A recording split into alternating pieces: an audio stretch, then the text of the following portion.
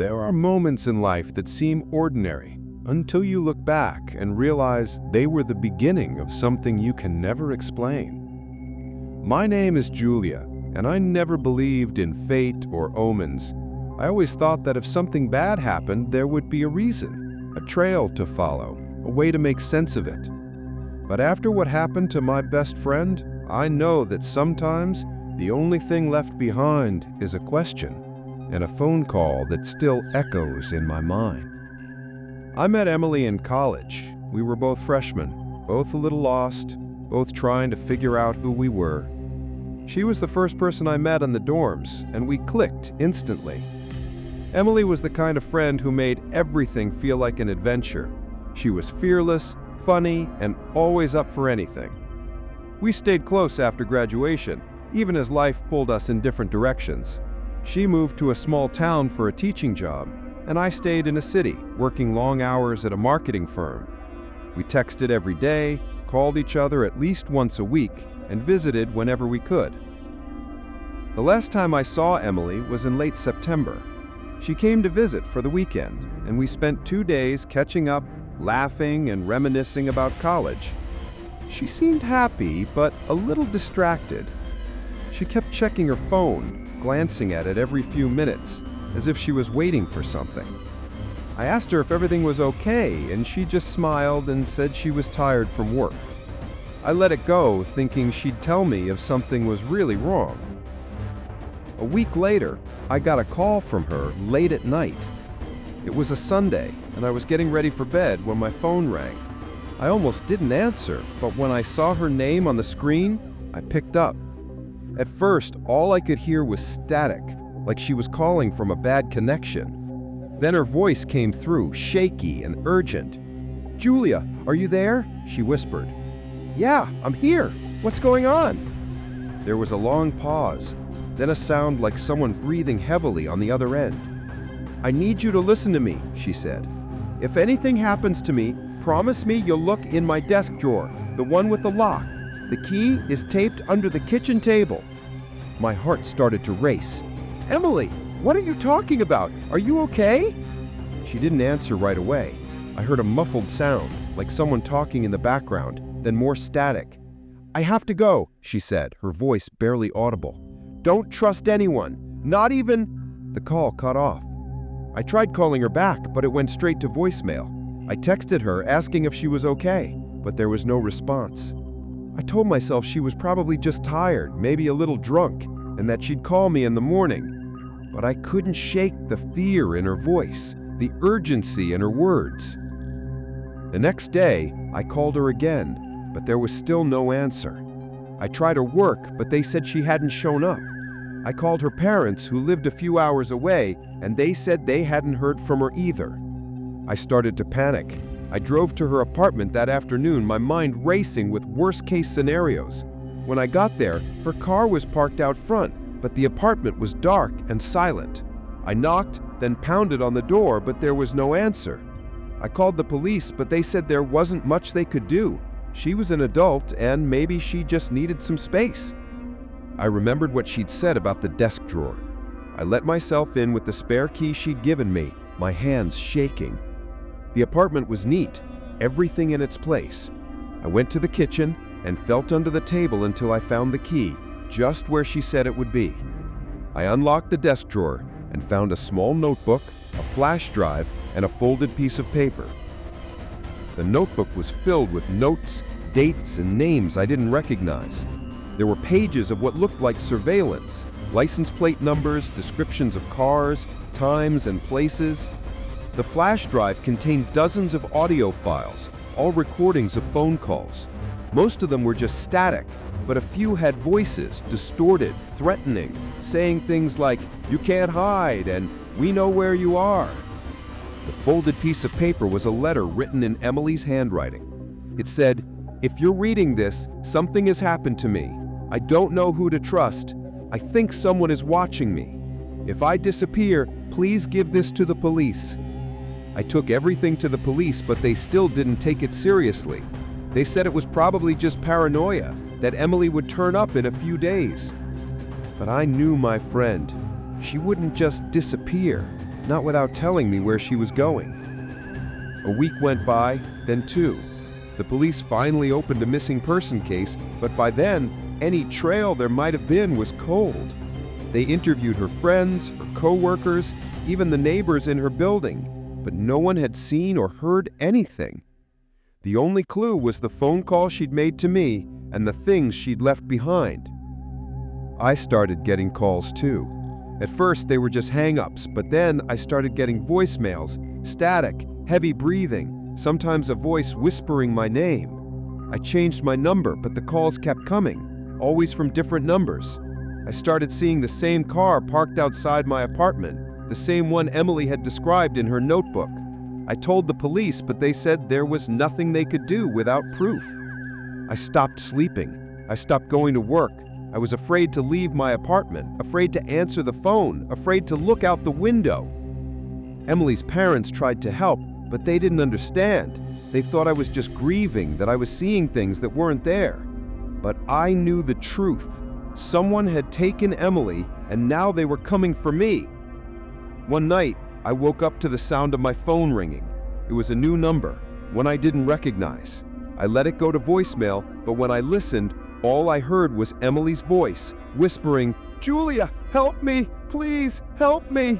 The message ended with a sharp intake of breath, then more static. I took the voicemail to the police, but they said it could have been faked, that there was no way to prove it was real. I knew it was her. I knew her voice, her fear, her pain. I knew she was gone. Months went by, and the case went cold. The police stopped returning my calls. The voicemail stopped coming, and the world moved on. But I couldn't. I kept looking, kept hoping, kept waiting for a sign. Sometimes, late at night, I still get calls from unknown numbers. Sometimes it's just static. Sometimes it's a single word: help, lost, gone. I don't know if it's Emily or if it's someone playing a cruel joke, but I always answer, just in case. I always say the same thing: I'm here, I'm looking for you, I won't stop. If you ever get a phone call that makes you uneasy, don't ignore it. Don't assume it's just a prank or a mistake or a coincidence. Sometimes a call is a warning. Sometimes it's the last thing you ever get from someone before they vanish. If you've ever had your phone ring in the middle of the night, you know the feeling. A jolt of adrenaline, a sense of dread, the certainty that nothing good ever comes from a call at that hour. My name is Chris, and I used to think that was just a superstition. But after what happened to my uncle, I know better. Sometimes, a phone call is more than just a phone call. Sometimes, it's the beginning of a story that never gets an ending. My uncle, David, was the kind of guy who always seemed to have a story to tell. He'd been a truck driver for most of his life, crisscrossing the country, seeing places most people only read about. He was tough, funny, and a little rough around the edges, but he had a soft spot for his family. He'd show up at our house with souvenirs from the road, strange postcards, snow globes, even a petrified frog once. He'd sit at the kitchen table, drinking coffee and telling us about the weird things he'd seen on the highways at night. The last time I saw him was at Thanksgiving. He was in good spirits, joking with my dad, telling stories about a haunted rest stop in Nebraska. He said he'd seen a woman in white standing by the side of the road, but when he stopped to help, she vanished. We all laughed, but I could tell he was a little shaken. He said there are things out there you couldn't explain, things that made you question everything you thought you knew. A few weeks later, he was back on the road, hauling a load from Texas to Illinois. He called my dad every night to check in, just to let us know he was okay. On a Tuesday night in December, he called around 10 p.m. My dad put him on speaker, and we all said hi. He sounded tired but happy. He said he was making good time, that he'd be home in a couple of days. That was the last time we heard from him. The next morning, my dad got a call from the trucking company. David hadn't checked in at his scheduled stop. His GPS tracker showed his truck parked at a rest area off the interstate, but he wasn't answering his phone. The company sent someone to check, but when they got there, the truck was empty. The doors were locked, the keys still in the ignition, and David's phone was sitting on the passenger seat. The police were called, and a search was organized. They combed the area, looking for any sign of him, but there was nothing. No footprints, no signs of a struggle, nothing to suggest what had happened. The only clue was a single missed call on his phone, time-stamped at 2:13 a.m. The number was blocked, and there was no voicemail. My dad was frantic. He called everyone he could think of, hospitals, jails, old friends. No one had seen or heard from David. The police said he was an adult, that maybe he just decided to walk away for a while. But we knew better. David wouldn't just leave his truck, his phone, his life behind. A few days later, my dad got a letter in the mail. There was no return address, just his name written in block letters. Inside was a single sheet of paper with a number written on it. No message, no explanation, just the number. My dad called it, but it rang and rang, then went to voicemail. He left a message asking whoever it was to call back, but no one ever did.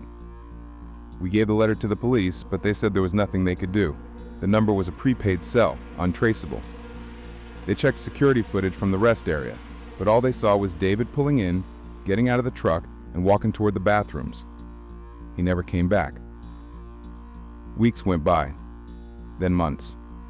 The police kept the case open, but there were no new leads. My dad started driving out to the rest area every weekend, searching the woods, talking to truckers, hoping for a clue. He put up flyers, posted on message boards, did everything he could think of. But David was gone, and no one knew where he'd gone or why. Then, one night, my dad's phone rang at 2:13 a.m., the same time as the missed call on David's phone. He answered, but there was only static on the line. He listened, heart pounding, and then he heard a voice. It was faint, distorted, but it was David. "Don't look for me. It's not safe. I'm sorry." The call cut off. My dad called the number back, but it was disconnected. He called the police, but they said there was nothing they could do. He played the voicemail for us, and we all agreed it was David's voice. He sounded scared, desperate. My dad started getting more calls, always at 2:13 a.m., always from different numbers. Sometimes it was just static. Sometimes it was a single word. Run. Hide. Gone. We started to wonder if David had gotten involved in something dangerous. Maybe he's seen something he wasn't supposed to see, or maybe someone was after him. We searched his apartment, his truck, looking for anything that might explain what had happened.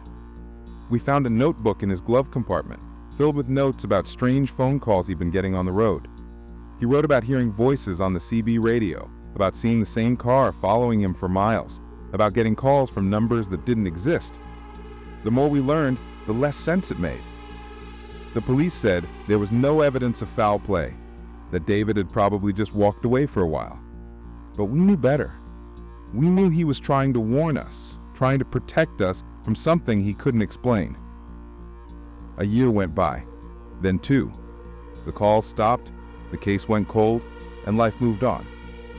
But my dad never gave up. He kept David's phone charged just in case. He kept the letter with the phone number in his wallet, a reminder that there were still questions left unanswered. Sometimes, late at night, I think about the last time I saw my uncle.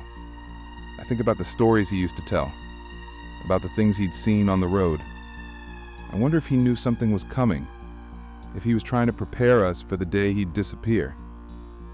I wonder if he's still out there, somewhere, trying to find his home. If you ever get a phone call in the middle of the night, don't ignore it. Don't assume it's just a wrong number, or a prank, or a glitch.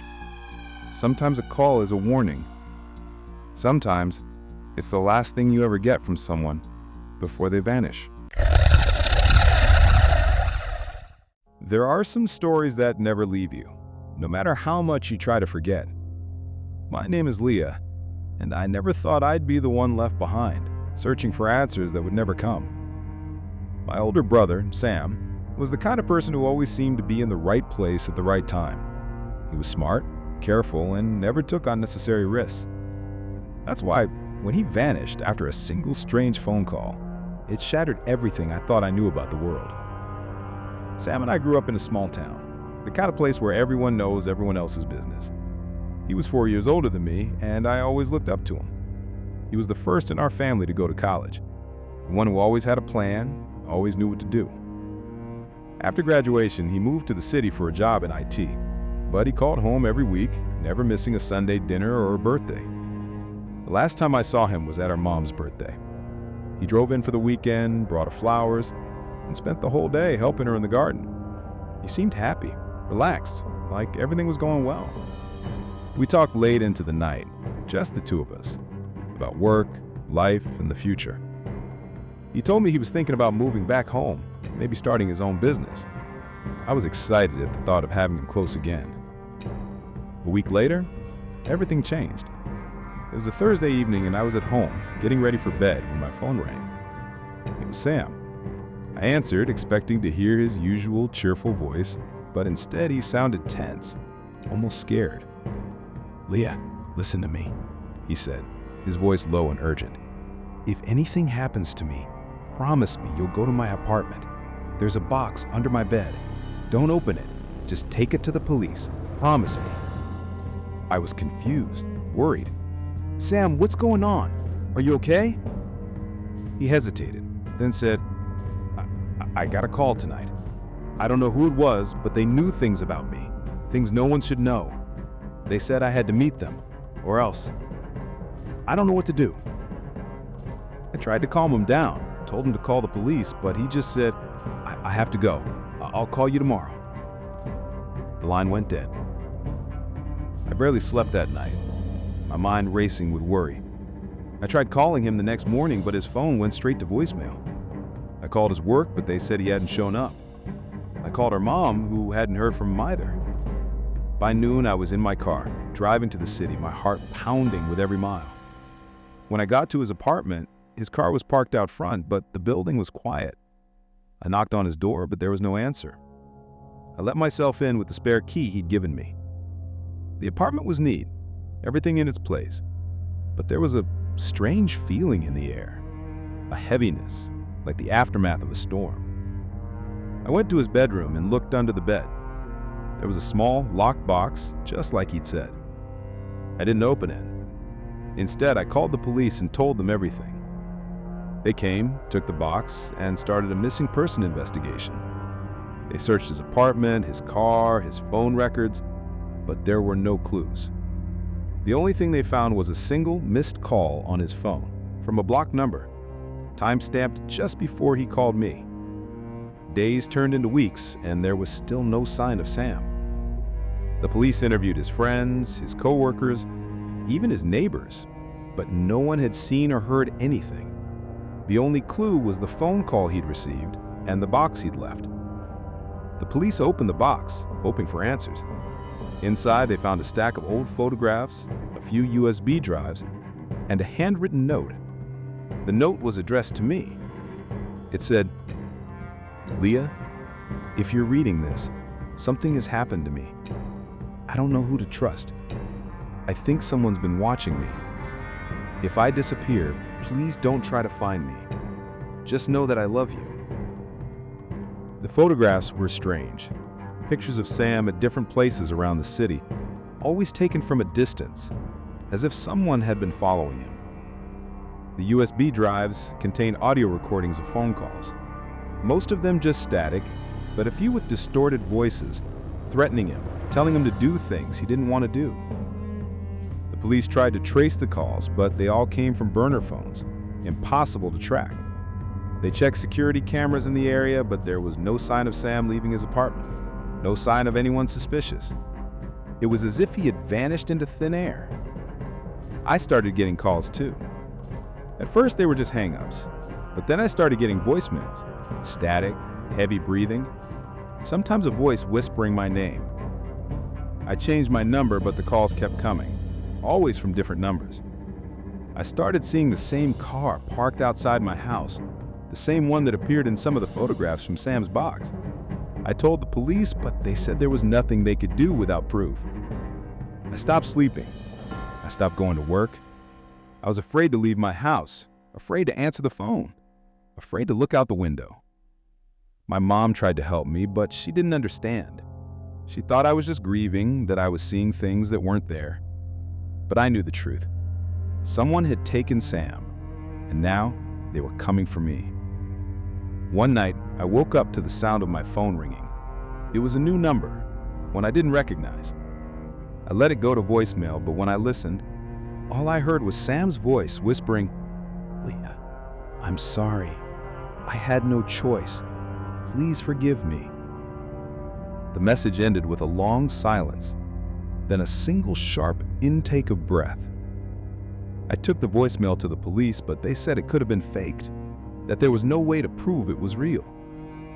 I knew it was him. I knew his voice, his fear, his pain. I knew he was gone. Months went by and the case went cold. The police stopped returning my calls, the voicemails stopped coming, and the world moved on. But I couldn't. Kept looking, kept hoping, kept waiting for a sign. Sometimes late at night, I still get calls from unknown numbers. Sometimes it's just static. Sometimes it's a single word. Help. Lost. Gone. I don't know if it's Sam or if it's someone playing a cruel joke, but I always answer, just in case. I always say the same thing. I'm here. I'm looking for you. I won't stop. If you ever get a phone call that makes you uneasy, don't ignore it. Don't assume it's just a prank or a mistake or a coincidence. Sometimes a call is a warning. Sometimes it's the last thing you ever get from someone before they vanish.